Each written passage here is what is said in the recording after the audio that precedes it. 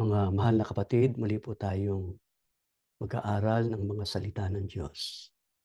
Ang paksa po ng leksyong pag-aaralan natin, lagi tayong sumagana sa mga gawa para sa Panginoon.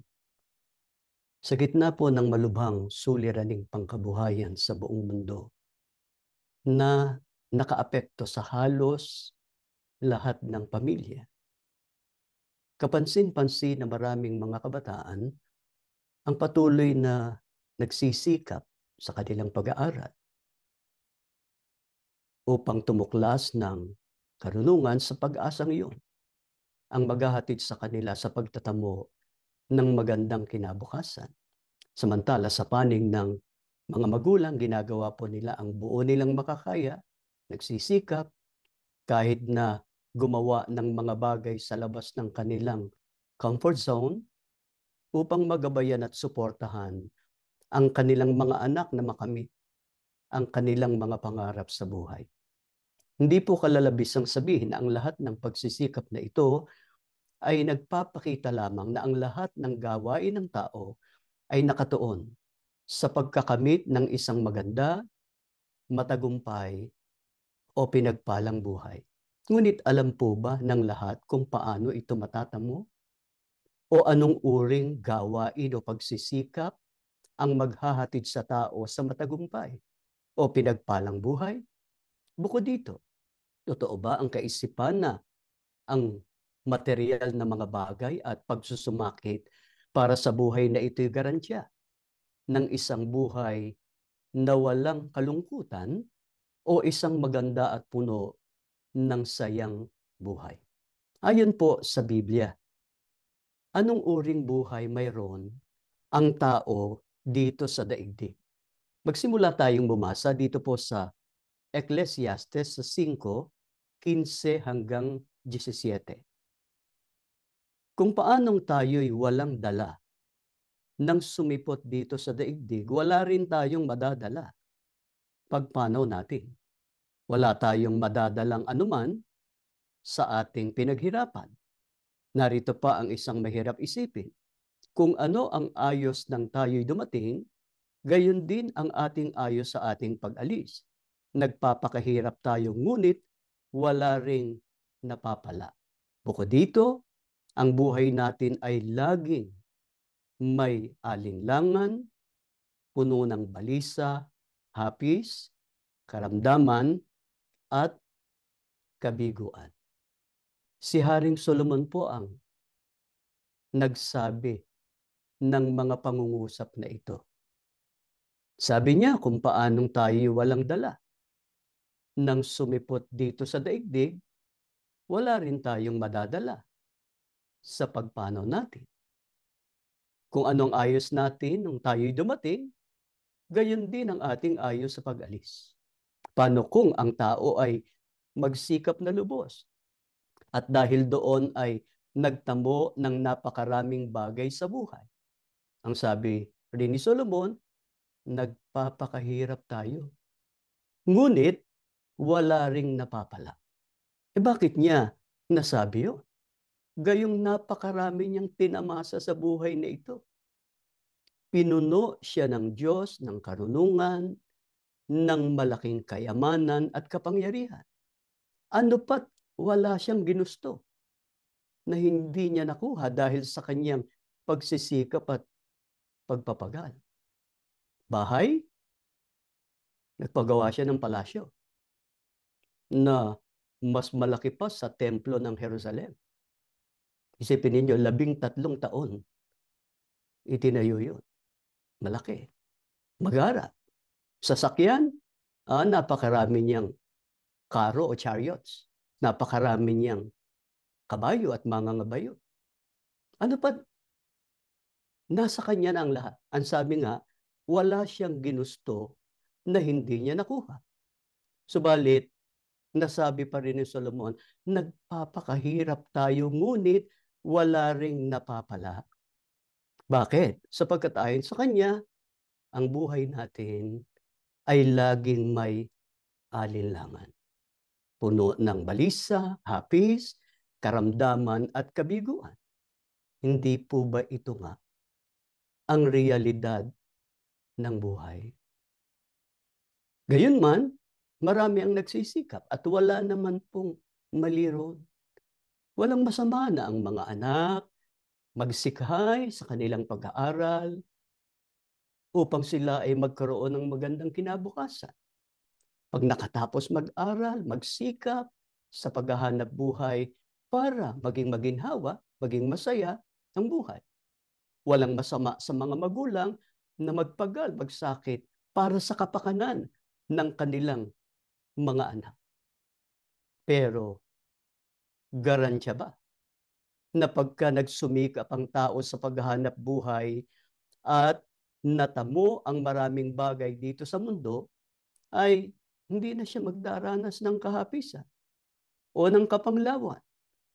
Lagi nang magiging masaya o maligaya ang kanyang buhay.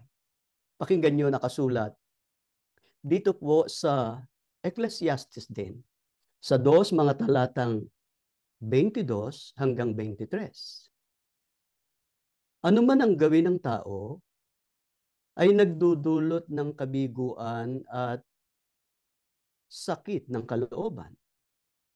Ano mang gawin ng tao ay nagdudulot sa kanya ng balisa at hinanakit. May mga gabi pang hindi siya makatulog sa pag-iisip. Ito man ay walang kabuluhan. Si Haring Solomon pa rin ang nagsabi nito. Ano man ang gawin ng tao, nagdudulot ng kabiguan at sakit ng kalooban, ng balisa at hinanakit. Pagka binasa natin yan, sa isa pang salin ng Magandang Balita, Biblia, ang sabi doon, nagpapakapagod at nagpapakahirap ng gusto sa mundong ito ang isang tao, ngunit para saan ba ang pagpapagod na ito? Ano mang gawin ng tao ay nagdudulot sa kanya ng balisa at hinanakit. May mga gabi pa ngang hindi siya makatulog sa pag-iisip. Mga mahal na kapatid, ito ang realidad ng buhay. Kahit na tamunan ng tao yung kanyang pangarap, meron na siyang bahay, baka hindi lang isa, marami. Meron siyang sasakyan, baka hindi lang isa, marami, iba't ibang klase. Nabibili niya lahat niyang gustong bilhin. Nagagawa niya ang mga bagay na nakapagpapasaya sa kanya, pero ito nga yung sinasabi ng Biblia. Para saan? Yung mga pagpapagod na yon. Ang sabi ni Solomon, ito man ay walang kabuluhan. Pero ang tanong, ibig bang sabihin nito wala nang eksepsyon? Ang lahat na lang ng gagawin ng tao ay walang kabuluhan o mauuwi sa wala? Meron pong itinuturo ang Biblia na eksepsyon.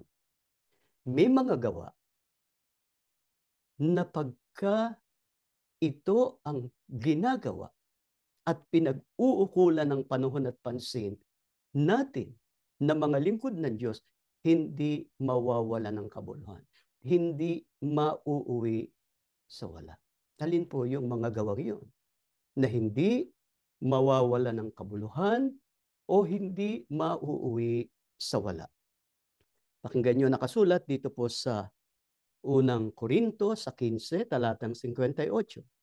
Kaya nga, mga kapatid kong minamahal, kayo'y magsitatag, huwag makilos, na laging sumasagana sa gawa ng Panginoon, yamang nalalaman ninyo na hindi walang kabuluhan ang inyong gawa sa Panginoon. Alin po yung mga gawa na hindi mawawala ng kabuluhan o hindi mauuwi sa wala? Yung mga gawa para sa Panginoon. Kaya nga ang panawagan ng mga apostol, mga kapatid, kayo'y magsitatag, huwag makilos, na laging sumasagana sa gawa ng Panginoon. yamang nalalaman ninyo na hindi walang kabuluhan ang inyong gawa sa Panginoon. Kaya yung tumutupad ng mga bagay na ukol sa Diyos, na yun nga ang paglilingkod na ginagawa natin sa Diyos, hindi dapat tumigil. Hindi dapat matinag. Dapat nagpapatuloy. Kaya nga sabi ng mga apostol, kayo'y magsitatag, huwag makilos. Laging sumasagana sa gawa ng Panginoon. Kaya kung tayo'y nagsusumikap para sa buhay na ito, bagamat hindi tayo sigurado sa magiging resulta, dahil sa hindi ginagarantihan ang isang buhay na walang kalungkutan, mas dapat tayong mag-focus at sumagana sa gawain para sa Panginoon dahil tiyak na hindi ito kailanman magiging walang kabuluhan sa Panginoon. Bakit po kailanman ay hindi mawawalan ng kabuluhan ang pagsagana sa gawa para sa Panginoon? Basahin natin ang nakasulat sa Hebreo sa 6:10-12. Sapagkat ang Diyos ay hindi liko upang limutin ang inyong gawa at ang pag-ibig na inyong ipinakita sa kanyang pangalan, sa inyong paglilingkod sa mga banal, at hanggang ngayon nagsisipaglingkod kayo. At ninanasa namin na ang bawat isa sa inyo ay magpakita ng gayon ding sikap sa ikalulubos ng pag-asa hanggang sa katapusan, na huwag kayong mga tamad, kundi mga tagatulad kayo sa mga nasa pamamagitan ng pananampalataya at ng pagtitiis ay nagsisipagmana ng mga pangako. Sinabi po ng Biblia, ang Diyos ay hindi liko upang limutin ang inyong gawa at ang pag-ibig na inyong ipinakita sa kanyang pangalan. Mga mahal na kapatid, mapalad tayo sa dinami-dami ng mga tao sa mundo, tayo ang nakakilala sa tunay na Diyos. Tayo ang nakaunawa ng kanyang mga kalooban. Tinawag tayo ng Diyos sa tunay na iglesia. Ginamit na kasangkapan ang sugo sa mga huling araw para maunawaan natin ang mga kalooban ng Diyos. At yun naman ang buong sikap natin. Ginawa at patuloy pang ginagawa kahit na narito tayo sa kasalukuyang kalagayan. Hindi lilimutin ng Diyos ang ating mga gawa para sa kanyang pangalan o sa paglilingkod natin. Pangunahin itong pagsamba. Kaya nga, kahit na itiniwalag na tayo, hindi na tayo nakadadalo sa pagsamba kasama ng mga kapatid sa mga gusaling sambahan, nagpili tayo. Itong EGM, ito ang pagsamba natin sa Diyos. Ito ang iniuukol natin sa pagpupuri, sa pagluwalhati sa pangalan ng Panginoon Diyos. Hindi niya lilimutin yun. Yung ginawa natin noon at yung ginagawa natin ngayon, hindi nililimot ng Diyos yun. Hindi lang yun. Ang sabi, ang inyong paglilingkod sa mga banal na hanggang ngayon ay nagsisipaglingkod kayo. Sino ba yung tinutukoy ng mga banal? Ang iglesia. Kaya yung ginagawa nating paninindigan para ipagtanggol ang iglesia, hindi nawawala ng kabuluhan. Kita ng Diyos ang ating mga pagpapagal, ang ating mga pagsasakit. Namuhunan tayo ng buhay. Ang buhay natin ay napasapanganib dahil sa ating paninindigan. Pero hindi tayo pinabayaan ng ating Panginoon Diyos. Kaya sa kalagayan natin ngayon, huwag tayong titigil sa mga gawa ukol sa Panginoon.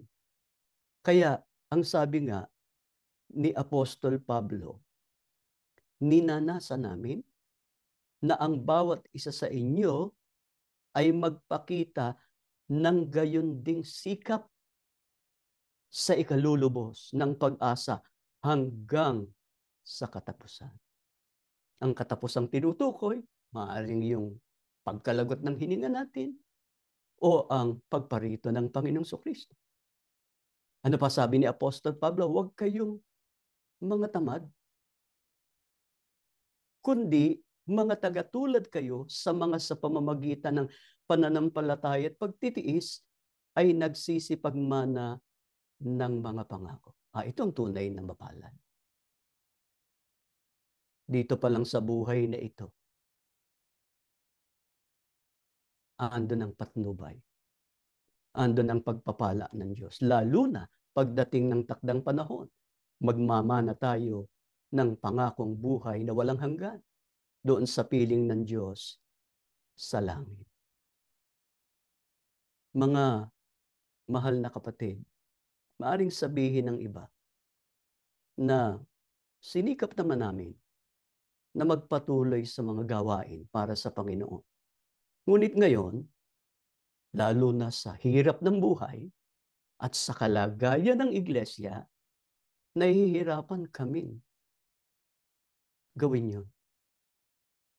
Kaya anong nangyari sa iba? Tumigil na sa pagsamba. Dati kasama natin, ngayon ay hindi na. Naninindigan sa panig ng katotohanan, kumiwalay na, tumigil na. Bumaling na sa maling pananampalataya, sa maling doktrina, sa maling aral. Nagtatag na ng sarili nilang assembly, sarili nilang iglesia. Mga kapatid, ano dapat natin gawin? Kung may mga pagkakataong hirap tayong gawin, ang mga gawa ng Panginoon dahil sa mga pagsubok na ating nararanasan, dapat ba tayong tumigil? Dapat ba tayong bumitiw sa mga gawain para sa Panginoon? Pakinggan nyo, nakasulat dito po sa Deuteronomio sa 4:29 hanggang 30. Ngunit mula roon ay iyong hahanapin ang Panginoon mong Diyos at iyong masusumpungan kung iyong hahanapin siya ng buong puso mo at ng buong kaluluwa mo. Pagka ikaw ay nasa kapighatian at ang lahat ng mga bagay na ito'y dumating sa iyo sa mga huling araw, ay magbabalik loob ka sa Panginoon mong Diyos at iyong didinggin ang kanyang tinig. Mga kapatid, tunay na wala tayong magagawa, lalo na kung napakaraming pagsubok sa buhay na wala ang tulong ng Diyos. Pagka tayo lang, yung mga sinabi ni Solomon, para saan? Yung pagpapagal, yung pagpapakahirap. Ano mapapala? Walang kabuluhan yan. Mga kapatid, pagka tinutulungan tayo ng Panginoong Diyos, yung mga ginagawa natin, lalo na ang paglilingkod, hindi mawawala ng kabuluhan. Ano kung gayon? Ang dapat gawin ng mga lingkod ng Diyos kapag nakararanas ng mga suliranin sa buhay. Ngunit, nananabik pa rin na makapaglingkod sa Diyos at gawin ang kanyang mga kalooban. Sinabi ng Biblia, pagka ikaw ay nasa kapighatian at ang lahat ng mga bagay na ito'y dumadating sa iyo sa mga huling araw, ay magbabalik loob ka sa Panginoon mong Diyos at iyong didinggin ang kanyang tinig. Sino po ba ang tunay na nagbabalik loob sa Panginoon? Yaong dumidinig o sumusunod sa kanyang tinig. Mga kapatid, alam ba natin yung kalooban ng Diyos? Narinig ba natin yung tinig ng Diyos sa pamamagitan ng sugo? Sa pamamagitan ng mga salita ng Diyos na nakasulat sa Biblia, natutunan natin. ang mga kalooban ng Diyos. Sundin nating lahat. Wala tayong itatangi. Kaya malin ang kinininuman na siya ay nagtitiwala o naniniwala pa rin sa Panginoon kung hindi na niya sinusunod. Sa halip ay may nilalabag na siya sa mga salita ng Diyos. Ano ba halimbawa ng mga utos, ng mga salita, kalooban ng Panginoon Diyos? Pangunahin yung pagsamba. Huwag tayong titigil sa pagsamba. Pag tumigil tayo sa pagsamba, dahil sa mga intindihin sa buhay na ito, bibitiwan tayo ng Diyos. Hindi lang yun, mamaya malalaman ninyo kung anong pasya ng Diyos sa mga lumilimot sa Kanya, sa mga nagpapabaya sa Kanya, at sa mga saguting ipinagkaloob niya. Kaya sa panahon ng kapanglawan, kalungkutan, hapis, balisa, meron tayo noon sa buhay na ito. Araw-araw.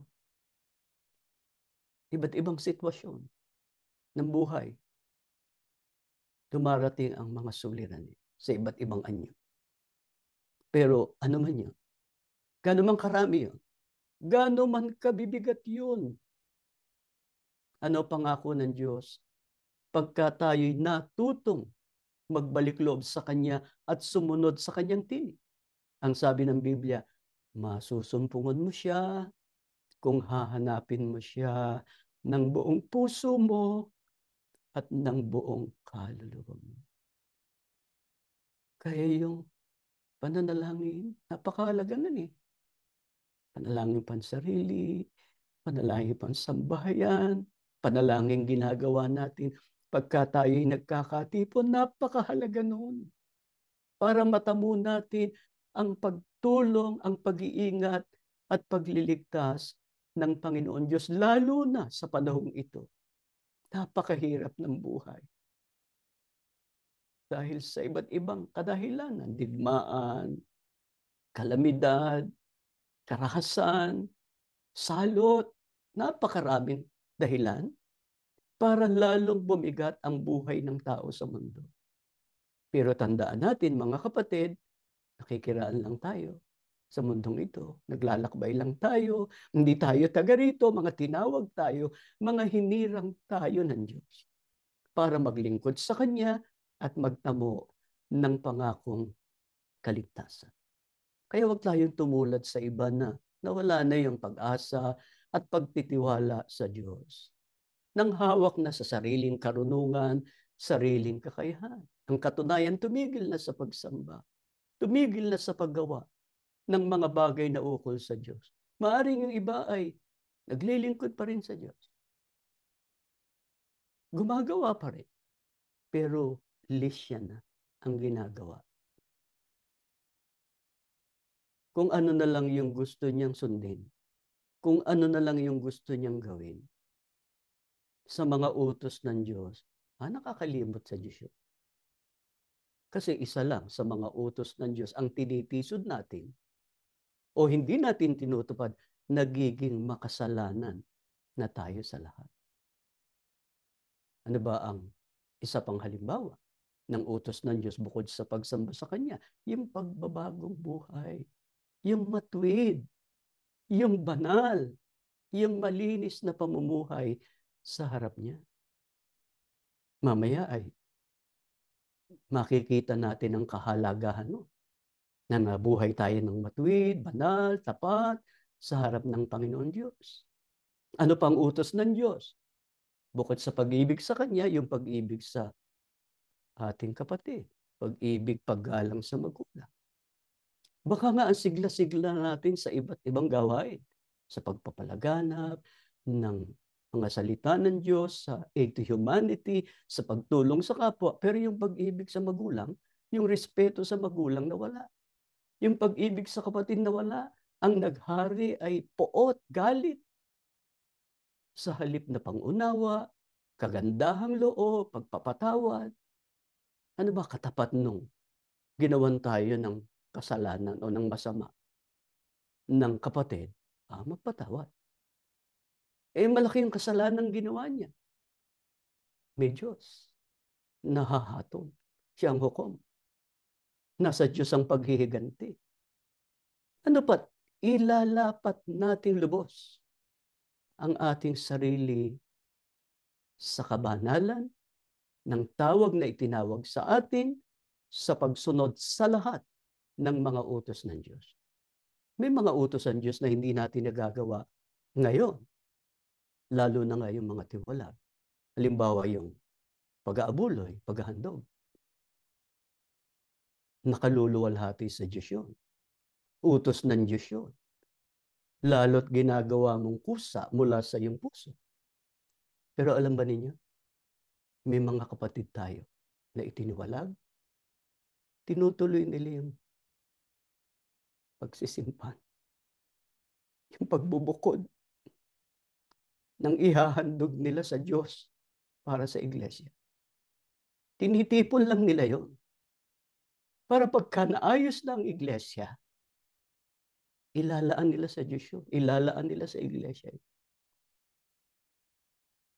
Wala tayong titisurin sa alinman sa mga utos ng Panginoon Diyos. Paano nga yung nakalimot na? Yung mga nagpabaya na? Yung ang sinusunod na yung hilig ng katawan niya? Ano sinasabi ng Biblia? Sa mga nanghahawak na sa sariling karunungan at kakayahan at inalis na ang pagtitiwala sa ating Panginoon Diyos. Pakinggan nyo, nakasulat dito sa unang Samuel, sa 2 at talatang 3, at babasahin din natin yung nakasulat sa Kawikaan 16:5. Ganito po ang ating mababasa. Walang maaaring magyabang sa iyo, Panginoon. Walang maaaring maghambog, sapagkat alam ninyo ang lahat ng bagay. Kayo ang hahatol sa lahat ng ginagawa ng tao. Kinasusuklaman ng Panginoon ang mayabang. Mga kapatid, batay sa mga talatang binasa natin, kinasusuklaman at tiyak nahahatulan ng Diyos ang mayayabang at mga hambog. Isang kayabangan po para sabihin ng isang tao na ang kanyang natamong karunungan, kasanayan, kakayahan at pagsusumikap ang nagdala o naghatid sa kanya ng isang mabuti at matagumpay na buhay. Siya'y kabilang sa itinuturing ng Diyos na masama. At uri ng taong hindi naghahanap, sa halip ay nakalilimot sa Diyos at sa gayon, hindi kailanman makakamit ang isang tunay na matagumpay at pinagpalang buhay. Sa halip, ano po ang mangyayari sa mga hindi humahanap sa Diyos o sa mga lumilimot sa Kanya? Pakinggan nyo nakasulat dito po sa awit sa 50, talatang 22. Gunitain nga ninyo ito, ninyong nangakalilimot sa Diyos. Baka kayo'y aking pagluray-lurayin at walang magligtas. Ano ang babala ng Diyos sa mga hindi humahanap o sa mga nakalilimot sa Kanya? Malinaw ang sabi ng Diyos. Gunitain nga ninyo ito. Ninyong nangakalilimot sa Diyos, sa Kanya. Baka kayo'y aking pagluray-lurayin at walang magligtas. Mga kapatid, napakaraming kapahamakan. Napakaraming kasawian sa mundong ito. Dito pa lang, ipahihintulo tayo ng Diyos sa mga kasawian pagka nilimot natin siya. Meron pang lalong malaking kapahamakan pagdating ng araw ng paghukom. Sabi ng Diyos, baka kayo ay aking pagluray-lurayin at walang magligtas. Kaya, pinag-aaralan natin ang leksyong ito, mga mahal na kapatid, upang kahit na nasa gitna tayo ng mundo na punong-puno ng hirap, sakit, ligalig, mabuhay tayo sa piling ng Diyos. Maging tiwasay, maging payapa, patuloy tayong kapaglilingkod at sumasagana sa mga gawa para sa Panginoon. Mali po yung sinasabi ng iba na mas maganda pa yung kalagayan namin kaysa dun sa mga masisiglang naglilingkod.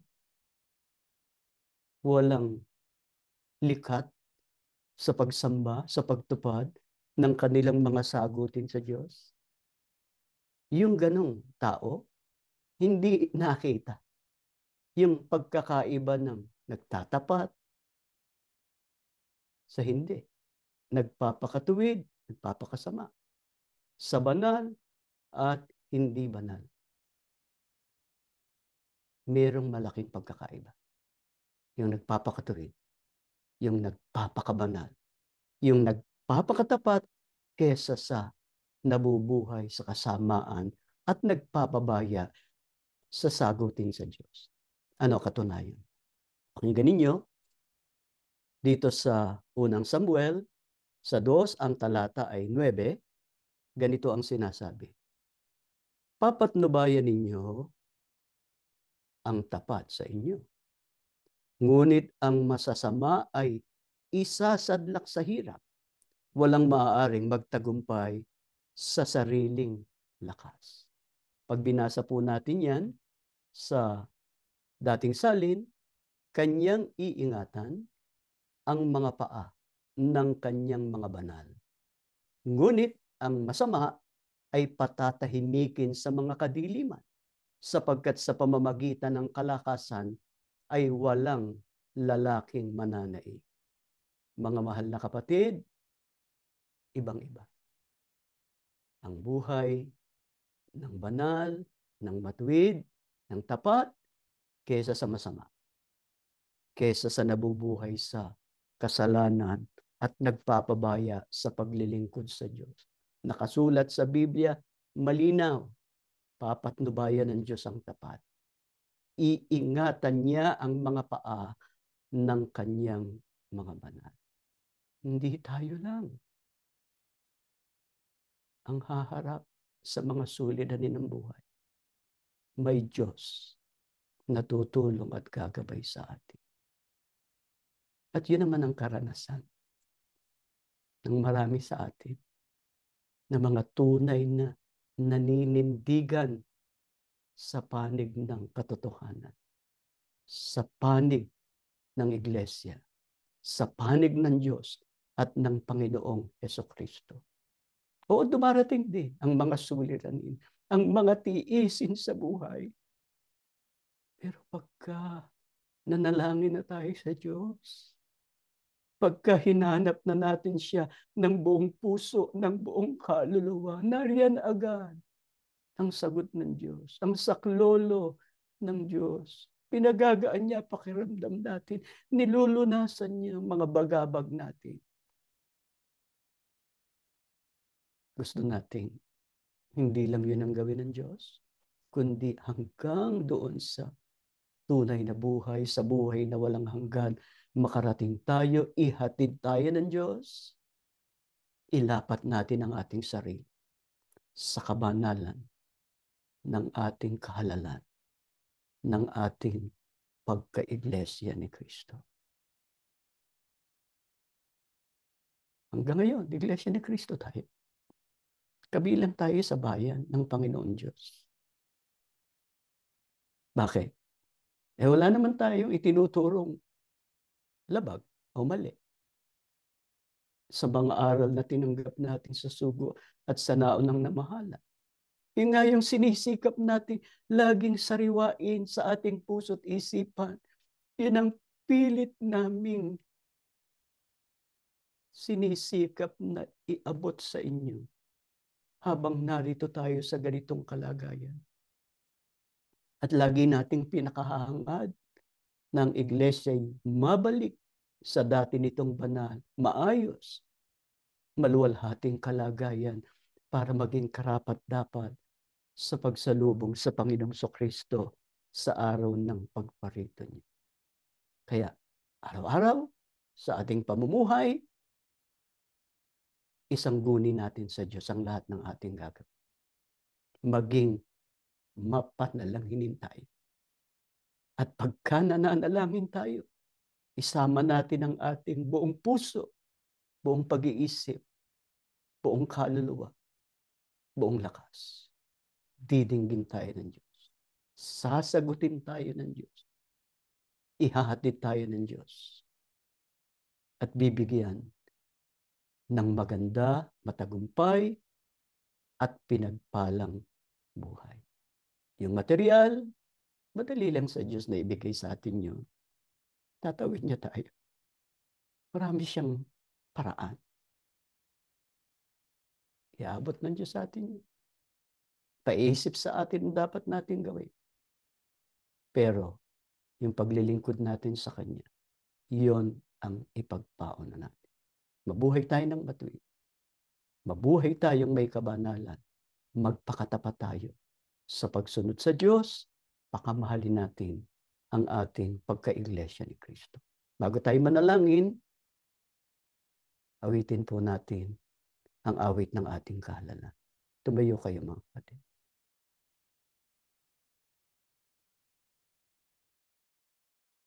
Aming Ama, Diyos naming makapangyarihan sa lahat. Nagagalak po ang aming mga puso sapagkat sa pagsamba namin, nagpakahayag ka. Naramdaman namin ang iyong kapangyarihan habang tinatanggap namin ang iyong mga salita. Salamat sa aming kahalalan. Tinawag mo po kami sa tunay na iglesia upang makilala ka namin at ang iyong mga katotohanan. Salamat sa pagsusugo mo kay kapatid na Felix Manalo para ilapit sa amin ang iyong mga salita para malapit din kami sa aming kaligtasan at sa pagtatamo ng walang hanggang buhay. Ama, mahirap man, maligalig man, ang buhay sa mundo, pagka ikaw ang lagi naming kasama, ikaw po ang laging pumapatnubay sa amin. Tiwasay kami, payapang nakapamumuhay, higit sa lahat nakatutupad ng aming banal na sagutin. Salamat sa pananampalatayang kaloob mo sa amin. Panginoon, salamat na unawaan namin ang iyong mga katotohanan. Kaya mula pa nang tawagin mo kami sa iglesia, yun ang buong pagsisikap namin ginagawa para maging karapat-dapat kami sa iyong mga biyaya at pagpapala. Makilala mo ang mga nagkakatipon ngayon. Alam mo po kung paano namin pinahahalagahan ang aming pagka-iglesia ni Kristo at ang pananampalatayang biyaya mo sa amin. Ang hiling namin ngayon, saan man naroroon ang mga lingkod mo, igawad mo pa sa amin ang iyong mahalagang basbas.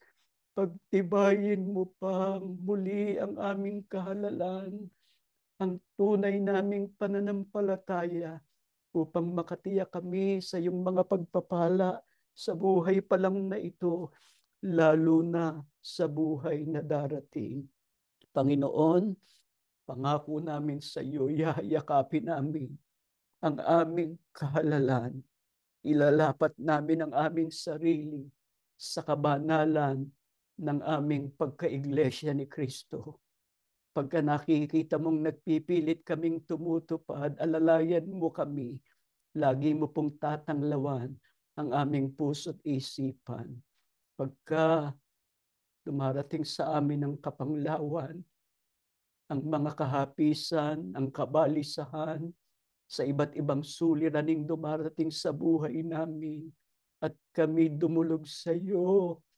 Ama, pakikinggan mo kami mula sa iyong langit na tahanan. Iaabot mo ang lahat ng aming pangangailangan. Lulunasan mo ang aming mga bagabag, pati ng mga karamdaman ng mga lingkod mo, parang lakas at buhay namin. Patuloy pa naming magugol sa paglilingkod.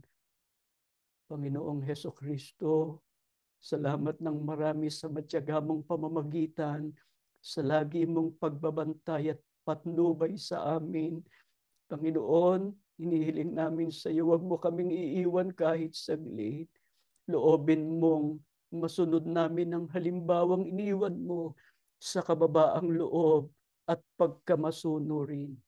Tulungan mo kaming makapagtiis pa sa harap ng maraming pagsubok na ipinahihintulot niyo ng Ama na maranasan namin. Pagparito mo, wag mo kaming kalilimutan. Paglaanan mo kami ng dako sa langit. Magtamo kami ng walang hanggang buhay. Ama namin Diyos, sumasampalataya kami. Tinanggap mong aming pagsamba. Magpapatuloy ang pagtitiwala mo sa amin. Mamamalagi ang ganitong mga pagsamba namin na pinupuno mo ng iyong mga biyaya at kapangyarihan. Lahat panalangin namin, Ama, sa ngalan ng Panginoong Heso Kristo na aming tagapagligtas. Amen.